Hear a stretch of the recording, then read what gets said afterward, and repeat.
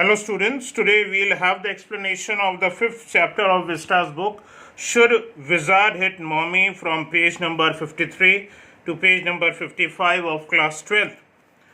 Now we'll have this explanation from the first paragraph of page number 53, and it says, Jo was startling now. Jo was trying to stir her hands, and she did not actually, she was just stirring and she was trying to move her hands and looked out of the window at the crack of the day. It was actually a very early morning of the day that showed under the shade. Shade is actually a particular window cover, you can say, and that showed under the shade, and she thought that the story was all over, and she thought everything is okay, everything was lovely, and now everything is over now. Now Jack didn't like women actually, and girls and women, that they took anything for granted so very easily, and he liked them to be very apprehensive. He liked women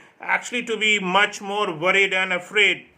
Hanging on his words, now Jo, and he starts scolding his own daughter, Jo, over here. Now he scolds Jo over here, and he says, now Jo, are you listening? Do you want to listen? What I want to tell you, what I want to explain to you, what I am telling to you, do you want to understand that? Or you want to just make your own story? And Jo says, yes, daddy, please continue. What do you want to tell, and how the story will move on? And Jack says, because this is very interesting. Roger Skunk's mummy said, what's that awful smell? When we come to know over here that Roger Skunk actually, when after having this change of bad smell to good smell of roses, when Roger Skunk, after returning from the wizard's house, he went to in the last video we studied that, we came to know about that Roger Skunk had changed, the smell of the Roger Skunk had changed, and now from the body of Roger Skunk, the smell of the roses was emitting out. Now, when he returned back to the woodland where he used to live, so there were many woodland other creatures, young creatures, who earlier did not wanted to play with Roger Skunk, but now they were playing, and they played with him. And after the day was over, it was time for Roger Skunk to go back to home. And so when he returned home, what happened? So when he returned, what happened? Roger Skunk's mummy said, oh, what's that awful smell? What's that terrible smell? And Jo says, what? And simply she is so shocked by that actually that Roger Skunk's mummy is not happy that the smell of Roger Skunk has changed, and changed for good and changed for lovely, it seems. And it's rather, the mother says, what's that awful smell? What's that terrible smell? And Jo is shocked by that. And Roger Skunk said, father said, oh, and Roger Skunk said, it's me, mommy, I smell like roses. The smell of the roses is coming from my body. And he said, the wizard, and she said, and so, and Roger Skunk said, it's me, mommy, I smell like roses. And she said, who made you smell like that? Why is that your body, which should be having the smell of skunk, is having the smell of roses? Why is that so? Because there should be some natural thing within the creature. And as for us also, we should not try to copy, we should be real. This gives us a lesson over here, a moral lesson over here, that we should be morally be real in our lives, and we should not try to copy others. We should be real. As we study over here that Roger Skunk's mummy scolded here, and she asked from Roger Skunk, who made you smell like that? And when Roger Skunk actually told mother that wizard actually did so, and she said so, the mother said so, well, of all the means of all this disorder, of just because of this shock what mother saw of all this disorder. The mother says, "You come with me, and we are going back to that very awful, very terrible wizard, and we'll have that original smell of yours back into your body." And Joe said she was frightened by such a thing. Why mother actually of Roger Skunk wanted to do that, and so she did not like this. And Joe sat up, and her hands dabbling, her hands were moving into the air, and with a genuine fright, with a real fright, with the real fear. "But Daddy," then he said, "about the other little animals will run away." She asked this question, then there is a chance that the other little animals will run away. If the real smell of Roger Skunk will get back, then other people, other creatures will run away from him. And her hands skittered off. Skittered off, my dear students, means moved quickly into the underbrush, and she disliked this. She just tried to move her hands, and she disliked it. And it seemed so she didn't like this. And all right, he said, "But mommy, all the other little animals run away." And she said, "I don't care. You smell the way a little skunk should have, and I'm going to take you right back to that wizard." And she took an umbrella and went back to the wizard and hit that wizard right over the head. Now we come to know over here by this small paragraph over here and the small dialogue which mummy says over here, that she went back over there to the wizard and she hit the wizard with an umbrella. And this is something again which displeased Joe over here, and Joe started saying no and put her hand on to touch father's lips, and she didn't wanted to hear the same thing from the father's mouth. And yet even in her agitation, in her anxiety, in her fear, did not quite dare to stop the source of truth. And then she thought came into her mind, thought came to Joe. And then the wizard, Joe says, then the wizard hit her on the head and did not change that little skunk back. No, just because she disliked so, and she wanted father to say this thing, that actually the wizard also did the same thing. The wizard also hit the Roger Skunk's mummy on the head. Now, Jack says over here, no, he said, the wizard said, okay. And Roger Skunk did not smell of roses anymore, and he smelled very bad, very original, again how a skunk should be. And Joe didn't like it, as I told you, and Joe says, but the other little old amam, my dear students, it means over here animals, but the other little animals, oh, animals, she disliked it. What the thing was told by Jack, the story in the direction which the story was moving, what Jack had told, Joe was displeased by that. She did not like that. She disliked that. And Jack says, Joanne, it's Daddy's story. Shall Daddy not tell you any more stories? What do you want, beta? Do you want that father should not tell you stories? That Daddy should not tell you stories? What do you want? Her broad face looked at him through the sifted light that was actually coming from the window where the shades were. And she was astonished, she was astounded, and this is what happened then. And father said, and so this is what happened then. Roger Skunk and his mommy went back home after the change happened. Again back to the original. Smell of Roger Skunk was returned back by the wizard. So they both, the Roger Skunk's mommy and Roger Skunk, returned back home. And his mommy went home and they heard the woo-woo and the woo-woo and the choo-choo train actually bringing Daddy Skunk home from Boston. Boston is the name of a city, my dear students. And Daddy came from job back and from a city called Boston. And They had at dinner, they had lima beans, which is an edible flat wheatish kind of a bean, my dear students. And then celery. Celery is a vegetable, my dear students, with long, thin or pale green stems that can be eaten, cooked or uncooked in whatever way. Then they had liver and mashed potatoes and payomai for dessert. Now, my dear students, payomai is a name of a dessert which is actually an apple pie. So, payomai is actually apple pie for the dessert.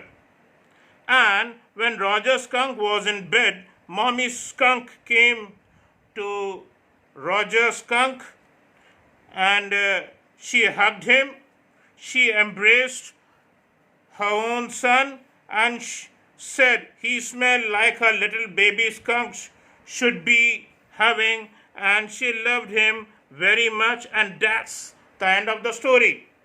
Now Jack finished the story over here, and this was something which again I want to say that Joe didn't like over here. And Joe says, but daddy, and Jack says, what do you want to know? Joe says, then the other little animals would have been running away, they would have run away. And Jack says, no, actually didn't happen so.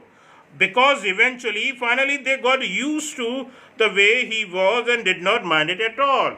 Because the different other children over there in the woodland actually came with him, they united with him to play with him, and it became their habit to play with him, and they started playing with him.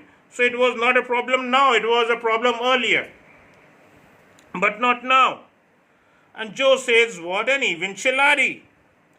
Eventuality, my dear students, it means in the end, what an odd end, it means in short. What an unusual end. And Jack says, in a little while, and Joe says, that was a stupid mommy. Papa, it's not a good mommy. And Jack says, it was not so, beta. The mummy was very good. And he said this with a rare emphasis, with a rare importance, and believed from her expression that she realized that he was actually defending her own mother. And for his own mother to her, or something as on, now I want you to put your big heavy head back into the pillow and try to sleep, and have a good long nap and go to sleep. And he adjusted the window shade as I told you, and so that not even a crack of the day showed, not even the crack of the light could come inside the room, and tiptoed to the door and walked quietly from the room away. And in the pretense and in the make believe that she's actually was asleep, as children of this age normally do, they try to show the parents that they are actually sleeping, but as soon as they leave the place, they just get back again. They wake up again. So it's just the same way over here. We come to know over here that she is just trying to make believe in the pretense that she is actually asleep. She just tried to make a fool of the father, and it's written ahead. But when he turned, she was crouching on top of the cover. She was actually positioned on the top of the bed sheet over there on the bed, and she was staring at him. Hey, and now the father Jack scolded over here, and hey, get under the covers, get back under the bed sheet, and cover yourself and fall fast asleep. Bobby is asleep, and you should also go asleep. And she stood up and bounced gingerly on the springs. Bounce means she jumped, and gingerly means cautiously on the springs. Springs over here means on the feet. And Joe said, Daddy, and she wanted to have a different end, as I told you. And so Jack says, what? Joe says, tomorrow I want you to tell me the story that the wizard took the magic wand and hit that mommy. And a plum palm shot forcefully right over the head. She was so disheartened by the end, what the father actually had, the way he had ended. and this is what she wanted it to end. That actually she wanted that the wizard took the magic wand and hit that Nomi. Her plump arms, her chubby arms, actually struck forcefully right over the head, and Jack says, "No, no, that's not the story. The point is that the little skunk loved his mommy more than he loved all the other little animals, and she knew what was right." And she knew what was right. And Joe says, "No, tomorrow you say he hit the mommy." "No, father, I don't want to listen to anything of yours. Just tell me that tomorrow will be a story that she was hit, mommy, Roger Skunk's mommy was hit by the wizard." And doing so, she kicked her legs up and down and sat down on the bed. She disliked, as I told you, she disliked the end of the story, and sat on the bed with a great heave, and she rose up. Heave means rose up, and complained of springs, and she had done hundreds of times before and earlier also, and except that this time she did not laugh actually and say, "Daddy, tell me, Daddy, you are going to tell it, so you are going to tell this way." And Jack says, "Well, we'll see. Okay, we'll see tomorrow. We'll see next time in the next story. No, no, at least have a rest, go to sleep, stay on the bed. You are a good girl and better go to sleep." And he closed the door and went downstairs. Father Jack went downstairs, and his wife, Jack's wife, Claire, was over there, and she had spread the newspaper on the ground, and she had opened the paint can, and she had started painting the furniture over there of the house, and she had painted some stuff over there, wooden stuff of the house, wooden furniture of the house, and she was wearing an old shirt of his on the top of her maternity smock. Maternity smock is actually a loose fitting garment or loose fitting shirt, you can say, outer garment, which is basically meant for pregnant women, my dear students. And she was stroking the chair rails. Chair rails means chair hands, the hands of the chair, which are on the left and the right hand sides, chair rails, and with a dipped brush above him, some footsteps vibrated of Joanne, and moved, and he called, "Joanne, shall I come there and spank you, and shall I come over there, and should I come and beat you over there?" And the footstep hesitated, and again we come to know that Joe again goes back to the bed, and she sleeps. And Claire says, "That was a long story." "No, the poor kid," he answered. Now the poor kid is not referred to over here to Joanne or Bobby over here. The poor kid over here is used for the wife, because why, according over here, for Jack, why he called his wife as poor kid? Because he answered so with utter weariness. He was a lot tired, and watched his wife labor when he saw actually that his wife was doing a lot of labor work, which actually men generally used to do in the house. And the woodwork, a cage of moldings and rails and baseboards, a different stuffer over there which she had actually painted, and that is generally done basically in the house mainly by men. And all around them was half old tan and half new ivory. And when we say like this, half old tan and half new ivory means half old tan means some part of the things were painted dark, and some part of the same thing were painted light. It was not should be as clean as the back you see. It's a white wall over here, whitewashed over here, and you can see it's just all throughout the same color. But that was not so with the different kind of painting which he had done, and somewhere it was dark and somewhere the shade was actually painted light. And he felt himself caught in an ugly middle position situation, and he thought as he as well felt his wife's presence in the cage with him, and he did not want to speak with her. He did not want to talk with her and work with her, touch her, or do anything, because what he should be doing, he wasn't able to do at this point of time. And certainly, if he would have done something at this point of moment, might be or certainly the wife would have scolded in such a situation. And that is why he didn't wanted to talk to his own wife, Claire. With this, we come to the end of the story. Thank you.